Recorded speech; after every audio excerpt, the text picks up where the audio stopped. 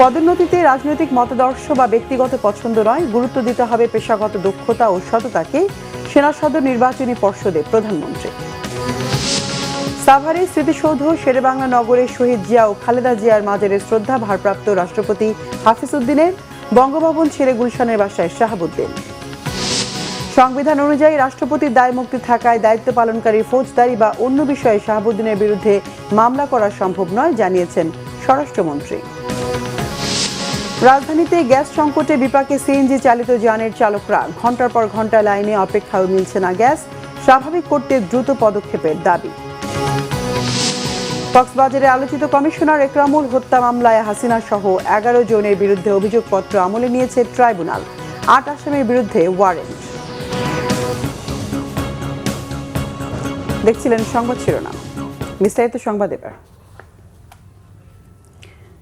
পদোন্নতির জন্য রাজনৈতিক মতাদর্শ ও ব্যক্তিগত পছন্দ অপছন্দের ঊর্ধ্বে থেকে অফিসারদের পেশাগত দক্ষতা, সততা, বিশ্বস্ততা ও আনুগত্যের উপর গুরুত্বারোপ করতে নির্বাচনী পর্ষদের সদস্যদের নির্দেশ দিয়েছেন প্রধানমন্ত্রী তারেক রহমান।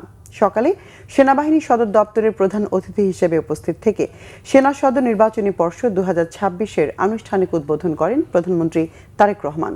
পদোন্নতি পর্ষদের বক্তব্যের শুরুতে প্রধানমন্ত্রী স্মরণ করেন মহান স্বাধীনতার ঘোষক, বীর মুক্তিযোদ্ধা শহীদ রাষ্ট্রপতি জিয়াউর রহমান এবং সাবেক প্রধানমন্ত্রী দেশনেত্রী বেগম খালেদা জিয়াকে। বলেন, মহান মুক্তিযুদ্ধে অংশগ্রহণকারী সকল শহীদ, যুদ্ধাহত ও বীর মুক্তিযোদ্ধাদের, বিশেষ করে সশস্ত্র বাহিনী তথা সেনাবাহিনীর শহীদ সহ সকল বীর সেনানীদের, যাদের আত্মত্যাগ জাতি চিরদিন চিরকৃতজ্ঞ চিত্তে স্মরণ করবে।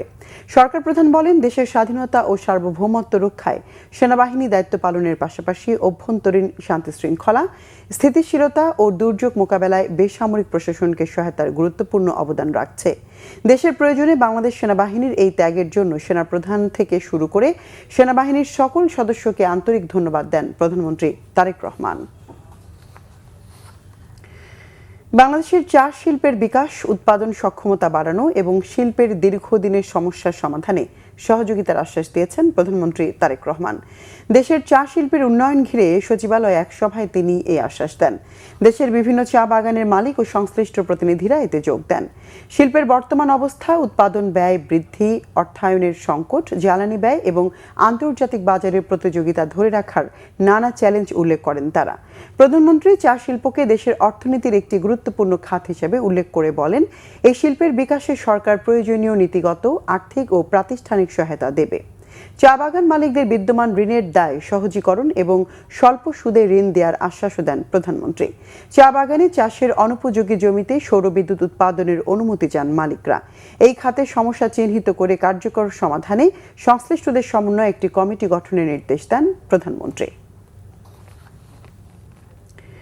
সাভারে জাতীয় স্মৃতিসৌধে শ্রদ্ধা জানিয়েছেন ভারপ্রাপ্ত রাষ্ট্রপতি অবসরপ্রাপ্ত মেজর হাফিজ উদ্দিন আহমদ, যেখানে স্বাধীনতা যুদ্ধের মহান বীর শহীদদের শ্রদ্ধা জানানোর পর যান শেরেবাংলা নগরে স্বাধীনতার মহান ঘোষক শহীদ রাষ্ট্রপতি জিয়াউর রহমান ও সাবেক প্রধানমন্ত্রী বেগম খালেদা জিয়ার মাজারে। আরও জানাচ্ছেন জাহাঙ্গীর আকন্দ। দায়িত্ব নেয়ার একদিন পর রবিবার পৌনে 12টায় সাভারের জাতীয় স্মৃতিসৌধে যান ভারপ্রাপ্ত রাষ্ট্রপতি অবসরপ্রাপ্ত মেজর হাফিজ উদ্দিন আহমদ বীর বিক্রম। এ সময় মহান স্বাধীনতা যুদ্ধে বীর শহীদ, জাতির শ্রেষ্ঠ সন্তানদের প্রতি ফুলেল শ্রদ্ধা জানান ভারপ্রাপ্ত রাষ্ট্রপতি অবসরপ্রাপ্ত মেজর হাফিজ উদ্দিন আহমদ। বিউগলে বেজে ওঠে করুণ সুর, সশস্ত্র সালাম জানায় 3 বাহিনীর চৌকস দল।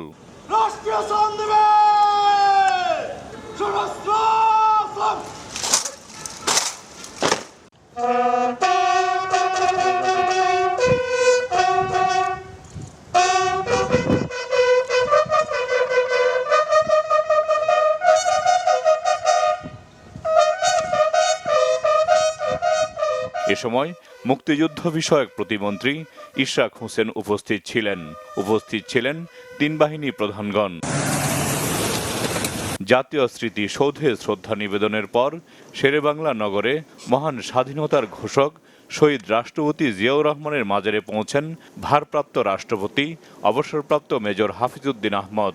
সেখানে শ্রদ্ধা জানান শহীদ রাষ্ট্রপতি জিয়াউর রহমান ও সাবেক প্রধানমন্ত্রী বেগম খালেদা জিয়ার প্রতি।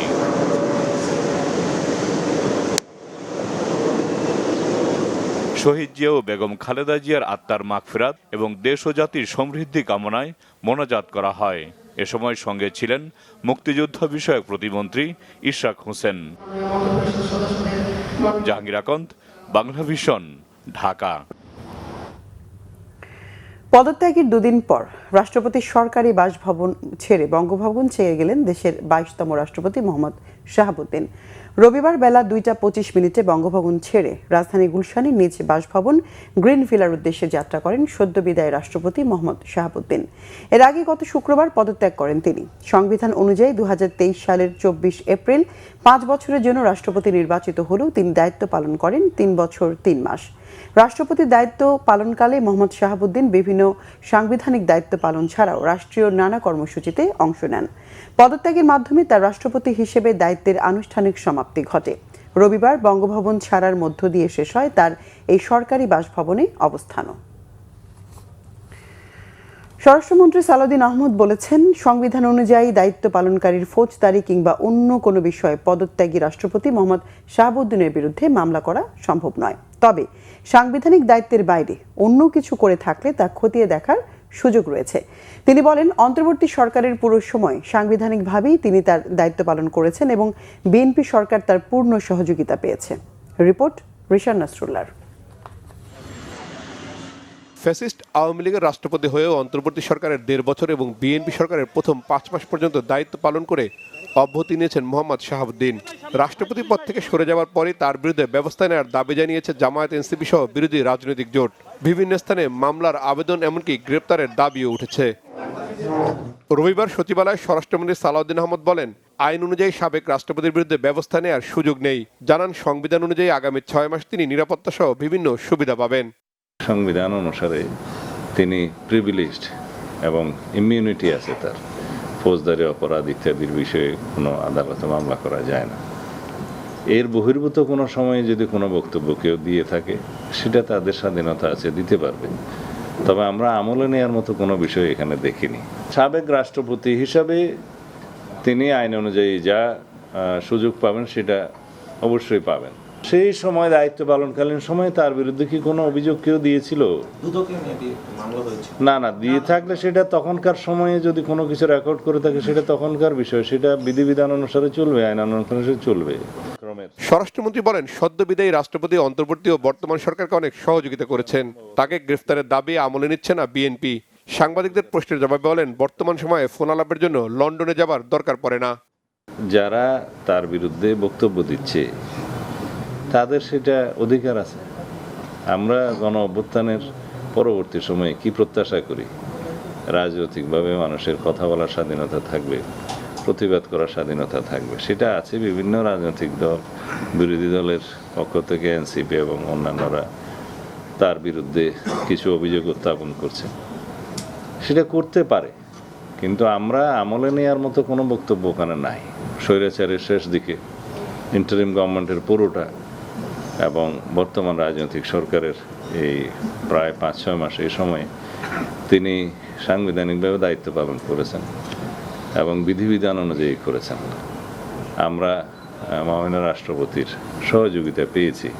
24 জুলাই মতিঝিলে মেট্রো রেল স্টেশনের নিচে বোমা উদ্ধারের ঘটনায় তদন্ত চলছে বলে জানান স্বরাষ্ট্রমন্ত্রী। জানান, সাবেক আইজিপি বেনজির আহমেদকে দুবাই থেকে ফিরিয়ে আনার প্রক্রিয়া অব্যাহত রেখেছে সরকার। আরেকদিন কথা বলবো। রিশান নাসরুল্লাহ, বাংলা ভিশন, ঢাকা। এদিকে সদ্য পদত্যাগী রাষ্ট্রপতির গ্রেফতার প্রসঙ্গে আইনমন্ত্রী অ্যাডভোকেট মোহাম্মদ আসাদুজ্জামান বলেছেন, জনদাবি বিবেচনা করা হবে, তবে কেউ অন্যায়ের শিকার হোক তাও চায় না সরকার। দুপুরে চট্টগ্রামে নবীন আইনজীবীদের প্রশিক্ষণ কার্যক্রম উদ্বোধন শেষে সাংবাদিকদের প্রশ্নের জবাবে তিনি একথা বলেন। মন্ত্রী বলেন, সদ্য পদত্যাগী রাষ্ট্রপতি শাহাবুদ্দিনের বিষয়ে সরকার সব সময় যাচাই বাছাই করে সঠিক সময় সঠিক সিদ্ধান্ত নেবে। আইনমন্ত্রী আরও বলেন, গত 16 বছরে বাংলাদেশ থেকে 234 বিলিয়ন মার্কিন ডলার বিদেশে পাচার হয়েছে। ফ্যাসিস্ট আমলের লুটপাটের স্বর্গরাজ্য থেকে দেশ এখন গণতন্ত্রের মহাসড়কে চলছে। এই যাত্রা ব্যর্থ হলে 24-এর শহীদরা ব্যর্থ হবে, ভুলুণ্ঠিত হবে 71-এর স্বাধীনতা।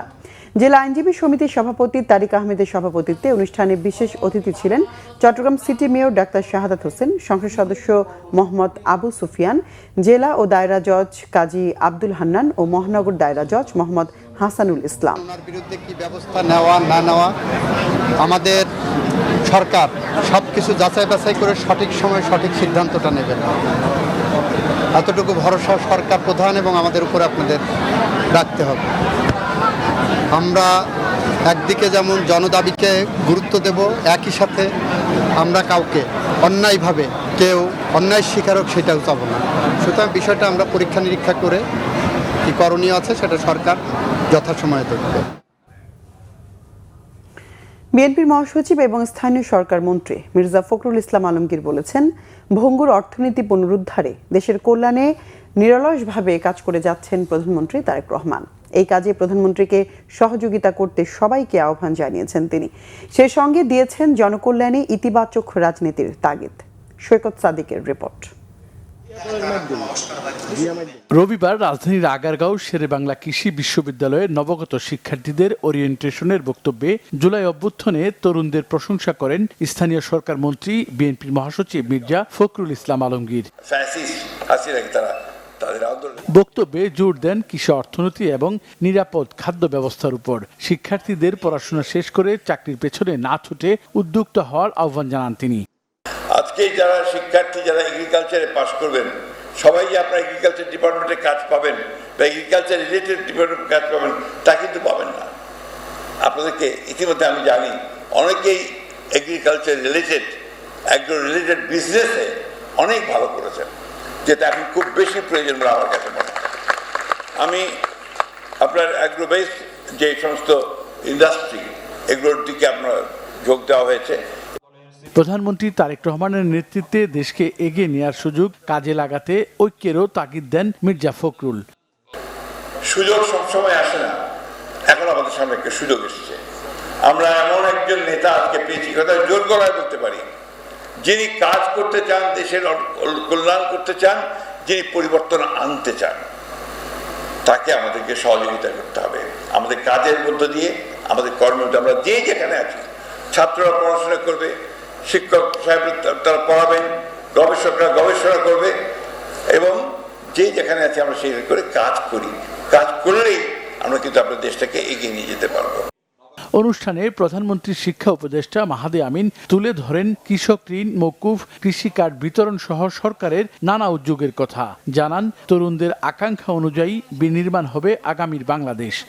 আমাদের মূল উদ্দেশ্য একদিকে যেমন কৃষি প্রোডাক্টিভিটি বাড়ানো, ডাইভার্সিফিকেশন বাড়ানো, একই সাথে আপনাদের মাধ্যমে কৃষি উদ্যোক্তার সংখ্যা বাড়ানো।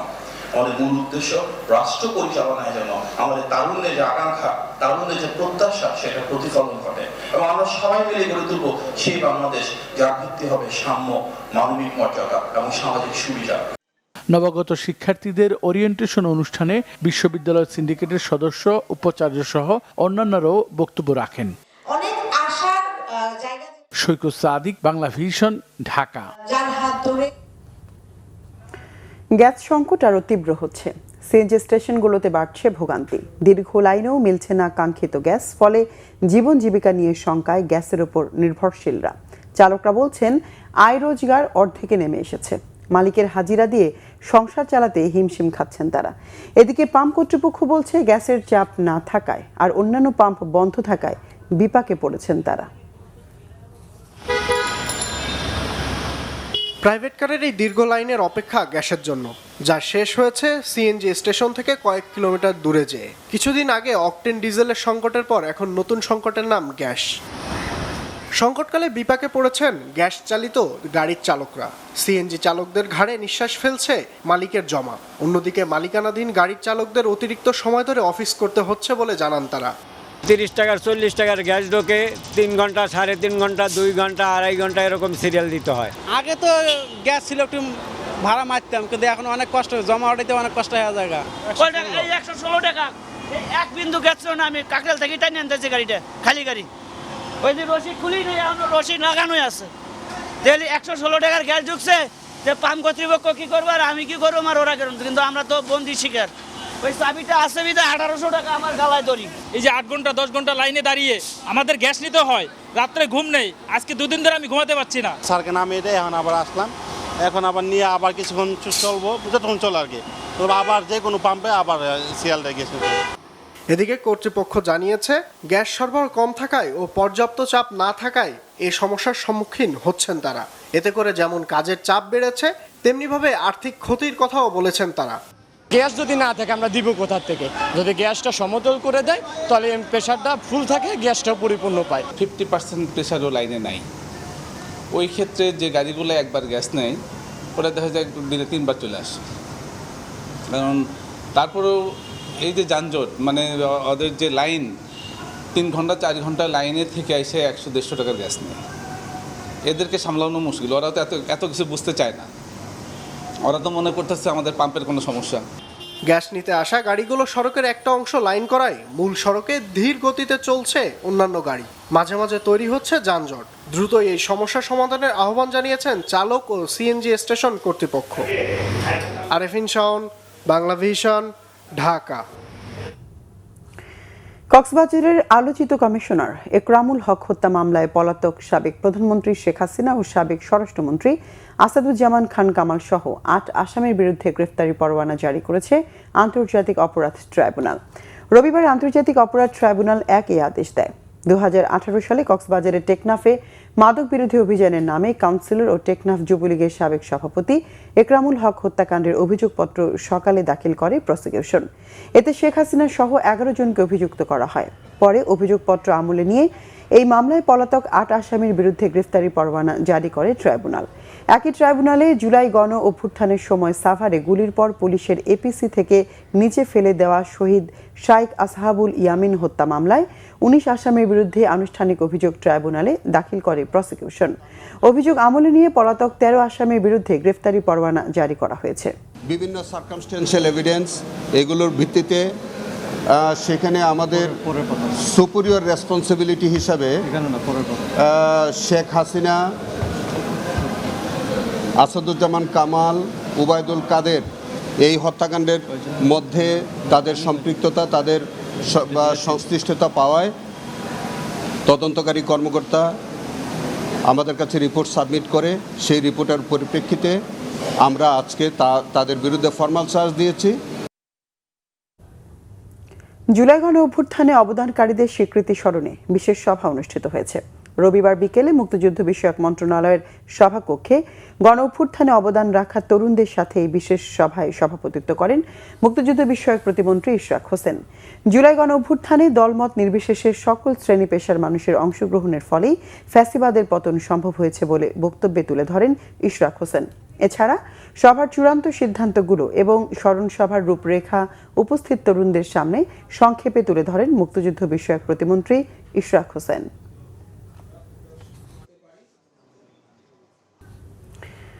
জুলাই অভ্যুত্থানের উত্তাল আজকের দিনে আন্দোলনের 3 সমন্বয়ক নাহিদ ইসলাম, আসিফ মাহমুদ ও আবু বাকের মজুমদারকে তুলে নিয়ে যায় ডিবি পুলিশ। কারফিউ শিথিল করে দেশজুড়ে শুরু হয় ব্লক রেড। একই সময় সরকারের দমন অভিযান বন্ধ এবং ইন্টারনেট পুনরায় চালুর আহ্বান জানিয়ে বিবৃতি দেয় জাতিসংঘ। ভয়, গ্রেফতার, রক্ত আর প্রতিরোধে লেখা সেই জুলাই বাংলাদেশের ইতিহাসে হয়ে আছে এক উত্তাল অধ্যায়, যেখানে দমন পীড়নের প্রতিটি পদক্ষেপের বিপরীতে আরও জোরালো হয়ে উঠেছিল মানুষের প্রতিবাদের কণ্ঠ। রিপোর্ট সৈয়দ আব্দুল মুহিতের। গুলি, গুম, গ্রেপ্তার সবকিছু যেন একসঙ্গে নেমে এসেছিল রাজপথে, কিন্তু রক্তাক্ত জুলাইয়ের উত্তাল ঢেউ থামানো যাচ্ছিল না। আন্দোলনের আগুন যত নিভিয়ে দিতে চেয়েছিল তৎকালীন সরকার, ততই তা ছড়িয়ে পড়েছিল দেশ জুড়ে। রাজপথে ছাত্র জনতার উপর সরাসরি গুলি চালিয়েও যখন আন্দোলন দমন সম্ভব হচ্ছিল না, তখন ভিন্ন কৌশল নেয় তৎকালীন সরকার। আন্দোলনের নেতৃত্বে থাকার শীর্ষ সমন্বয়কদের একে একে লক্ষ্যবস্তুতে পরিণত করা হয়। গুমের শিকার হওয়ার পর মুক্ত হয়ে রাজধানীর গণস্বাস্থ্য কেন্দ্রে চিকিৎসাধীন ছিলেন সমন্বয়ক নাহিদ ইসলাম ও আসিফ মাহমুদ, কিন্তু সেখানেও শেষ রক্ষা হয়নি। হাসপাতাল থেকেই তাদের জোর করে তুলে নিয়ে যায় ডিবি পুলিশ। একই সময়ে আটক করা হয় সমন্বয়ক আবু বাকের মজুমদারকে। কেউ। প্রথমে সরকার নীরব থাকলেও কয়েক ঘন্টা পর তৎকালীন ডিবি প্রধান হারুনুর রশিদ তাদের আটকের বিষয়টি স্বীকার করেন। সেই স্বীকারোক্তি আরও বাড়িয়ে দেয় উদ্বেগ, আতঙ্ক আর ক্ষোভ। এদিন কয়েক ঘন্টার জন্য কারফিউ শিথিল করা হয়। রাস্তায় কিছুটা যানবাহন চললেও মানুষের চোখে মুখে ছিল ভয় আর অনিশ্চয়তা। অন্যদিকে শুরু হয় দেশব্যাপী ব্লক রেইড অভিযান। আন্দোলনে জড়িত থাকার অভিযোগে শিক্ষার্থীদের পাশাপাশি বিএনপি ও জামাতের নেতাকর্মীদের বাড়ি বাড়ি অভিযান চালিয়ে আটক করা হয়। ৬,০০০-এর বেশি শিক্ষার্থী ও রাজনৈতিক কর্মীকে গ্রেপ্তার করা হয়। পরিবারগুলো ছুটে বেড়ায় থানা, আদালতে, হাসপাতালের বারান্দায় প্রিয়জনের একটি খোঁজের আশায়। আহতদের পাশে না দাঁড়িয়ে সরকারি স্থাপনা পরিদর্শনে যাওয়ায় সমালোচনার মুখে পড়ে সরকার। সেই চাপের মধ্যেই তৎকালীন প্রধানমন্ত্রী শেখ হাসিনা ঢাকা মেডিকেল কলেজ হাসপাতালে আহতদের দেখতে যান। জামাত, শিবির, বিএনপি, ছাত্রদল তারা এই সুযোগটা নিয়ে, কোটা আন্দোলনের সুযোগটা নিয়ে সারা দেশব্যাপী এই ধ্বংসাত্মক কাজ করে যাচ্ছে। একই দিনে আওয়ামী লীগের সাধারণ সম্পাদক ওবায়দুল কাদের অভিযোগ করেন, আন্দোলনকে পুঁজি করে বিএনপি, জামাত, উগ্র বামপন্থী ও বিদেশি শক্তি সরকার উৎখাতের ষড়যন্ত্র করছে এবং তা প্রতিহত করা হবে। এদের অশুভ উদ্দেশ্যকে প্রতিহত করা। রাজনৈতিক অঙ্গনেও বাড়তে থাকে উত্তাপ। ফ্যাসিবাদী সরকার পতনের এক দফা আন্দোলনে অংশ নিতে দেশের সব রাজনৈতিক দলের প্রতি আহ্বান জানান বিএনপি মহাসচিব মির্জা ফখরুল ইসলাম আলমগীর। বিবৃতির মাধ্যমে তিনি ঐক্যবদ্ধ আন্দোলনের ডাক দেন। এদিকে আন্তর্জাতিক অঙ্গন থেকেও বাড়তে থাকে চাপ। ব্লক রেইড অভিযান বন্ধ, ইন্টারনেট সংযোগ পুনরায় চালুর পাশাপাশি পরিস্থিতি শান্তিপূর্ণভাবে মোকাবেলা করতে সরকারের প্রতি আহ্বান জানায় জাতিসংঘ। Syed Abdul Muhit, Bangla Vision, Dhaka. Satkhira Medical College হাসপাতাল সহ কয়েকটি স্বাস্থ্য কমপ্লেক্স পরিদর্শন করেছেন স্বাস্থ্যমন্ত্রী সরদার মোহাম্মদ সাখাওয়াত হোসেন। এ সময় বিভিন্ন অভিযোগে 2 চিকিৎসক সহ 3 জনকে সাময়িক বরখাস্ত করা হয়েছে। পরিদর্শন শেষে স্বাস্থ্যমন্ত্রী বলেছেন, চিকিৎসা সেবা নিশ্চিত করতে 50 শয্যা হাসপাতালগুলোকে 100 শয্যায় উন্নীত করা হচ্ছে।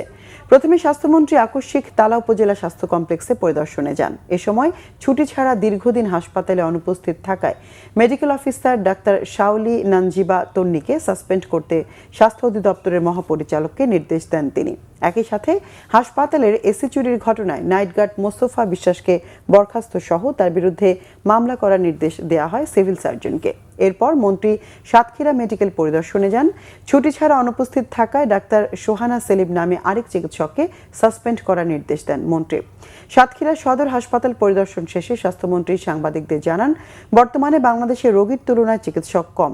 17 বছরে বিগত সরকার চিকিৎসক নিয়োগ না দেওয়ায় এই সমস্যা তৈরি হয়েছে। স্বাস্থ্যসেবা নিশ্চিত করার লক্ষ্যে আপনারা জানেন, এরই মধ্যে আমরা সারা বাংলাদেশে এই 50 শয্যা হাসপাতালগুলিকে 101 শয্যায় রূপান্তরিত করতে যাচ্ছি। এই জেলা হাসপাতাল, মেডিকেল কলেজ হাসপাতালে 50টা করে ডায়ালাইসিস মেশিন দিতে যাচ্ছি।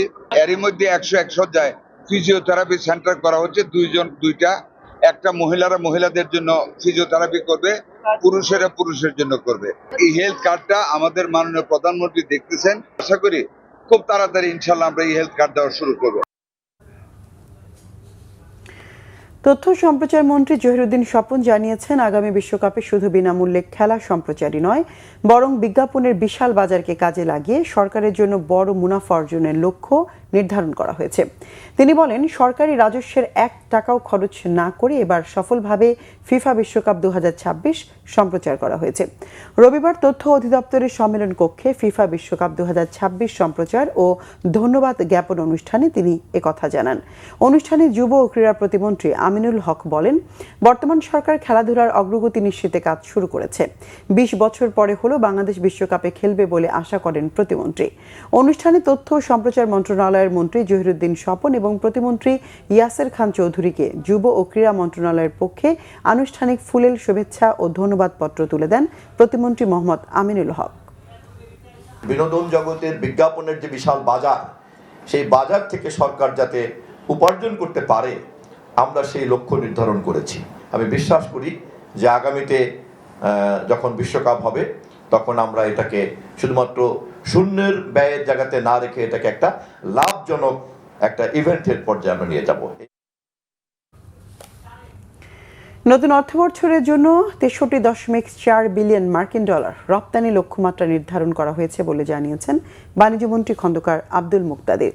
সচিবালয়ে এক ব্রিফিংয়ে এই তথ্য জানান তিনি। বাণিজ্যমন্ত্রী বলেন, ১৫% প্রবৃদ্ধি ধরে এই লক্ষ্যমাত্রা নির্ধারণ করা হয়েছে। এর মধ্যে ৫৫.২% পণ্য এবং ৮.২% সেবা খাতে। লক্ষ্যমাত্রা অর্জনে চ্যালেঞ্জ আছে জানিয়ে বাণিজ্যমন্ত্রী বলেন, সরকার ব্যবসা বান্ধব পরিবেশ তৈরি করছে, তাই আগামী দিনে রপ্তানির ঊর্ধ্বগতি দেখা যাবে। মন্ত্রী জানান, শীঘ্রই সরকার রপ্তানির ক্ষেত্রে দক্ষিণ কোরিয়া ও ইউ এর সাথে MOU সই করবে। এছাড়া মুক্ত বাণিজ্য নিয়ে ইউরোপীয় ইউনিয়নের সাথে আলোচনা হবে।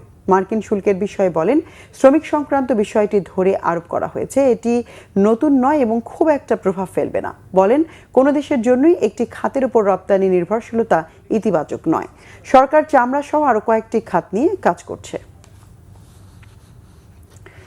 বাংলাদেশের $1 ট্রিলিয়ন অর্থনীতি অর্জনে সরকার বৈচিত্র্যময় বিনিয়োগ আনছে বলে জানিয়েছেন পররাষ্ট্র প্রতিমন্ত্রী শামা ওবায়দ। তিনি বলেন, সরকারের অর্থমন্ত্রী বাজেটে জানিয়েছেন সরকার $1 ট্রিলিয়ন অর্থনীতি অর্জন করতে চায়। পররাষ্ট্র মন্ত্রণালয়ের এটি মূল লক্ষ্য বলে জানান তিনি। বিনিয়োগ সংক্রান্ত বৈঠক শেষে বিকেলে মন্ত্রণালয়ের সাংবাদিকদের এই তথ্য জানিয়েছেন শামা ওবায়দ। জাপান ও আমেরিকা সহ বহু দেশ বাংলাদেশে বিনিয়োগ করতে চায় এবং সরকার এই লক্ষ্যে কাজ করছে বলেও জানান তিনি। জানান, ইউরোপের অনেক দেশ ব্লু ইকোনমিকে বিনিয়োগ করতে আগ্রহী এবং বাংলাদেশে এর প্রচুর সুযোগ রয়েছে। বিনিয়োগ সংক্রান্ত সমস্যা চিহ্নিত করতে দেশি বিদেশি বিনিয়োগকারী ও অংশীজনদের সাথে আলোচনা চালিয়ে যাওয়া হবে বলেও জানান পররাষ্ট্র প্রতিমন্ত্রী। এছাড়া স্পোর্টস ও সংস্কৃতির ক্ষেত্রে বিনিয়োগ আনতে সরকার কাজ করছে বলে জানান তিনি। বিনিয়োগের ক্ষেত্রে জ্বালানি, কৃষি, তৈরি পোশাক খাত সরকারের অগ্রাধিকার হিসেবে উল্লেখ করেন শামা ওবায়দ। বিপ্লবী ওয়ার্কার্স পার্টির সাধারণ সম্পাদক সাইফুল হকের ৭০তম জন্মদিন উপলক্ষে প্রকাশিত হয়েছে বিশেষ সংকলন সাইফুল হক, যে জীবন মানুষের তরে। রাজধানীর তোপখানা রোডে কালের দাবি প্রকাশনায় কার্যালয়ে আয়োজিত গ্রন্থের মোড়ক উন্মোচন অনুষ্ঠানে দেশের বিভিন্ন রাজনৈতিক দলের নেতারা অংশ নেন। অনুষ্ঠানে নাগরিক ঐক্যের সভাপতি মাহমুদুর রহমান মান্না বলেন, রাজনৈতিক মতভেদ থাকলেও জাতীয় স্বার্থ, গণতন্ত্র ও রাষ্ট্রের গুরুত্বপূর্ণ প্রশ্নে ঐক্যমত্য গড়ে তুলতে হবে। বিপ্লবী ওয়ার্কার্স পার্টির সাধারণ সম্পাদক সাইফুল হক বলেন, বর্তমান সময়ে গণতান্ত্রিক উত্তরণের একটি ঐতিহাসিক সুযোগ তৈরি হয়েছে। সরকারের ভালো উদ্যোগকে সমর্থনের কথা জানিয়ে তিনি বলেন, শেষ পর্যন্ত সুফল কি আসে সেটাই বিবেচনা করবে জনগণ। কিশোরগঞ্জে জাতীয় নাগরিক পার্টি এনসিপির আগামীকালের জুলাই জাগরণ পথসভায় হামলার আশঙ্কা করছে দলটি। দুপুরে শহরের শহীদ সৈয়দ নজরুল ইসলাম চত্বরে সংবাদ সম্মেলনে এই আশঙ্কার কথা জানান দলের নেতারা। এ বিষয়ে প্রশাসনের কাছে প্রয়োজনীয় নিরাপত্তার দাবি জানান তারা। সংবাদ সম্মেলনে আগামীকাল জেলা সদর, তারাইল ও করিমগঞ্জ উপজেলায় অনুষ্ঠেয় পথসভার সার্বিক প্রস্তুতির কথা তুলে ধরেন দলীয় নেতারা। এনসিপির যুগ্ম সদস্য সচিব আহনাফ সাইদ খান অভিযোগ করেন, পতিত আওয়ামী লীগের নেতাকর্মীরা হামলায় অংশ নিতে পারে। অনলাইন ও সামাজিক যোগাযোগ মাধ্যমে বিভিন্ন ধরনের হুমকি দেওয়া হচ্ছে। সংবাদ সম্মেলনে আরও উপস্থিত ছিলেন কিশোরগঞ্জ জেলা জাতীয় নাগরিক পার্টির আহ্বায়ক শেখ খায়রুল কবির ও সদস্য সচিব আরিফুর রহমান বাবু। ভারতের ককরোচ জনতা পার্টির প্রতিষ্ঠাতা অভিজিৎ দীপকে বলেন, আন্দোলনের কেবল শুরু, ভবিষ্যতে যে কোনো অন্যায়ের বিরুদ্ধে রুখে দাঁড়াবে ছাত্ররা। সরকারের বিরুদ্ধে আন্দোলনে জয়ের পর রবিবার সকালে এমন মন্তব্য করেন দীপকে। এদিকে ধর্মেন্দ্র প্রধানের পদত্যাগের পর নতুন শিক্ষামন্ত্রীর দায়িত্ব নিয়েছেন কেন্দ্রীয় খাদ্য ও ভোক্তা বিষয়ক মন্ত্রী প্রহ্লাদ যোশী। টানা ১.৫ মাসেরও বেশি সময় ধরে ভারতের জেনজিদের আন্দোলনের মুখে শিক্ষামন্ত্রীর পদ থেকে সরে যেতে বাধ্য হন ধর্মেন্দ্র প্রধান। এই আন্দোলনের শুরু হয় ককরোচ জনতা পার্টির হাত ধরেই।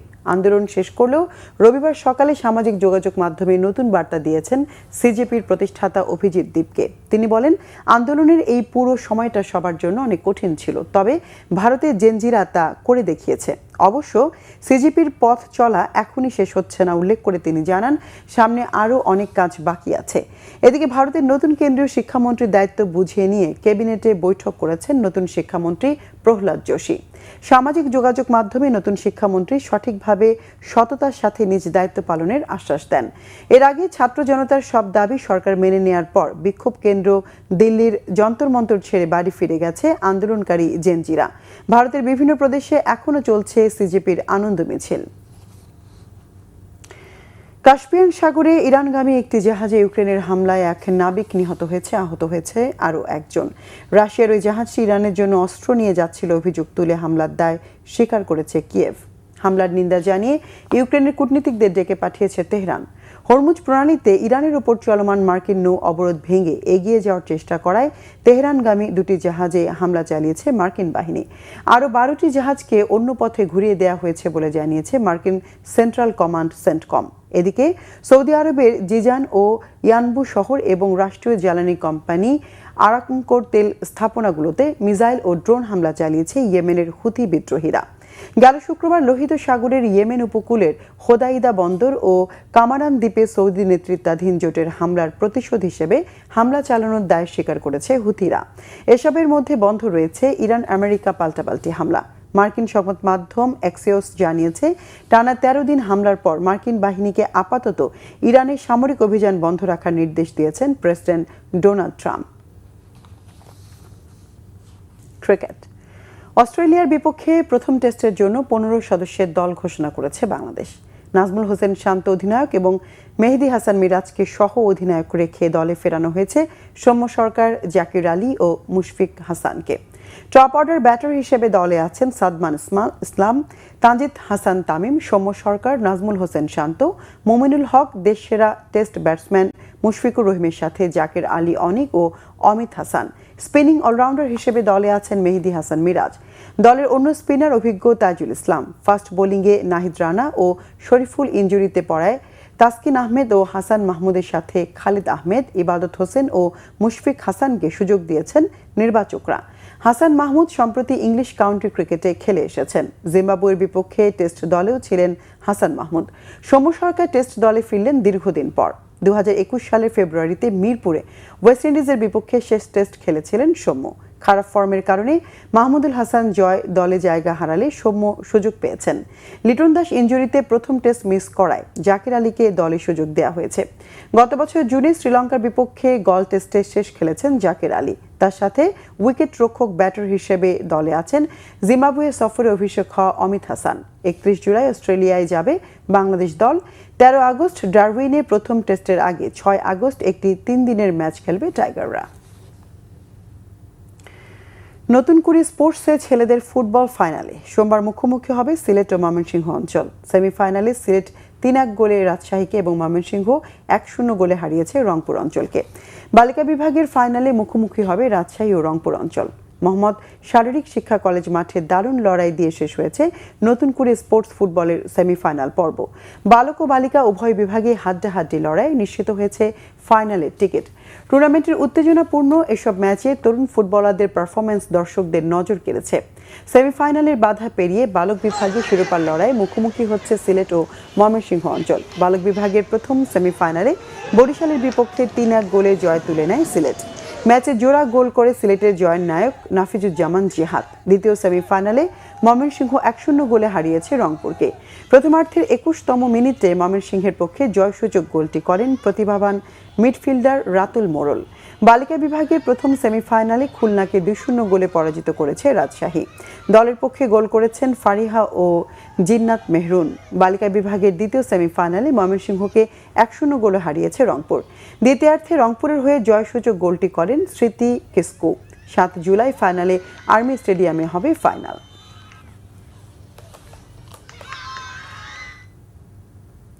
সংবাদ শেষ করব শিরোনামগুলো আরেকবার জানিয়ে। পদোন্নতিতে রাজনৈতিক মতাদর্শ বা ব্যক্তিগত পছন্দ নয়, গুরুত্ব দিতে হবে পেশাগত দক্ষতা ও সততাকে, সেনা সদর নির্বাচনী পর্ষদে প্রধানমন্ত্রী। সাভারে স্মৃতিসৌধ শেরেবাংলা নগরে শহীদ জিয়া ও খালেদা জিয়ার মাজারে শ্রদ্ধা ভারপ্রাপ্ত রাষ্ট্রপতি হাফিজ উদ্দিনের। বঙ্গভবন ছেড়ে গুলশানের বাসায় শাহাবুদ্দিন। সংবিধান অনুযায়ী রাষ্ট্রপতির দায় মুক্তি থাকায় দায়িত্ব পালনকারী ফৌজদারি বা অন্য বিষয়ে শাহাবুদ্দিনের বিরুদ্ধে মামলা করা সম্ভব নয়, জানিয়েছেন স্বরাষ্ট্রমন্ত্রী। রাজধানীতে গ্যাস সংকটে বিপাকে সিএনজি চালিত যানের চালকরা ঘন্টার পর ঘন্টা লাইনে অপেক্ষায় মিলছে না গ্যাস, স্বাভাবিক করতে দ্রুত পদক্ষেপের দাবি। কক্সবাজারে আলোচিত কমিশনার একরামুল হত্যা মামলায় হাসিনা সহ 11 জনের বিরুদ্ধে অভিযোগপত্র আমলে নিয়েছে ট্রাইব্যুনাল। 8 আসামির বিরুদ্ধে ওয়ারেন্ট। দর্শকে ছিল এখনকার মতো, পরের সংবাদ রাত 10:30টায়। এর আগে নটেড রয়েছে নিউজ 20 দেখার আমন্ত্রণ রইল। এছাড়া বাংলাভিশন সংবাদ ও সংবাদ সংশ্লিষ্ট অনুষ্ঠান দেখতে ভিজিট করুন www.bvnews24.com ও facebook.com/banglavishnnews এবং সাবস্ক্রাইব করুন youtube.com/banglavishnnews। এতক্ষণ সঙ্গে থাকলে ধন্যবাদ সবাইকে।